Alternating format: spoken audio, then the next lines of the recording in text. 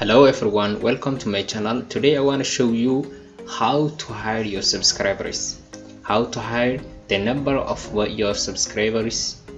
So we want to hide your subscribers. First of all, you go YouTube and then you go your channel, click this icon and choose your channel, or click your channel and choose YouTube Studio.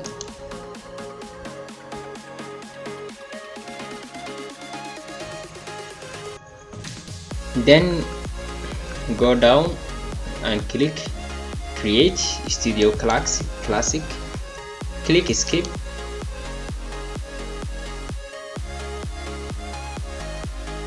And then choose Channel. In the right, in the left side, then click Advanced, then go down and the check or the click do not display the number of the people subscribed to my channel.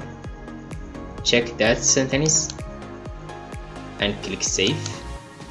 Then wait 2 minutes and refresh your YouTube channel, and then you hide automatically your subscribers. Click Home.